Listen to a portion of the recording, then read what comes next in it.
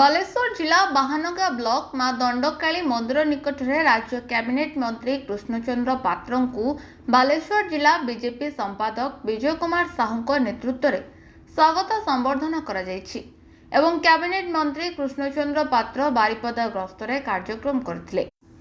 ଖବର ପାଇ ଖନ୍ତାପଡ଼ା ମା ଦଣ୍ଡକାଳୀ ମନ୍ଦିର ନିକଟରେ ବିଜେପି କାର୍ଯ୍ୟକର୍ତ୍ତା ଏକତ୍ରିତ ହୋଇ ପୁଷ୍ପଗୁଚ୍ଛ ଓ ଉତ୍ତରୀୟ ଦେଇ ସ୍ୱାଗତ ସମ୍ବର୍ଦ୍ଧନା କରିବା ସହ ବିଭିନ୍ନ ବିଷୟରେ ଆଲୋଚନା କରିଥିଲେ। ପରେ ମନ୍ତ୍ରୀ ଶ୍ରୀ ପାତ୍ର ମା ଦଣ୍ଡକାଳୀ ମନ୍ଦିରରେ ପୂଜାର୍ଚ୍ଚନା କରିଥିଲେ। ଅନ୍ୟମାନଙ୍କ ମଧ୍ୟରେ ବିଜେପି ଜିଲ୍ଲା ସାଧାରଣ ସମ୍ପାଦକ ପରଶୁରାମ ପରିଡ଼ା, ଜିଲ୍ଲା ଉପସଭାପତି କୋମଳଲୋଚନ ଦାସ, ଜିଲ୍ଲା ଯୁବ ମୋର୍ଚ୍ଚା ଅଜିତ କୁମାର ପାଢ଼ୀ, ଖନ୍ତାପଡ଼ା ସରପଞ୍ଚ ଯଶୋମତୀ ମହାଳିକ, वरिष्ठ बीजेपी नेता लोकनाथ परिड़ा, अनंत मल्लिक, ब्रजकिशोर दास, मधु बारिक एवं अन्य वरिष्ठ कार्यकर्ता उपस्थित थिले।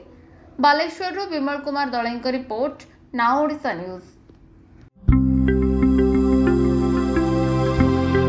लेटेस्ट न्यूज अपडेट पाई www.nowodisha.com को लॉगिन करंतु।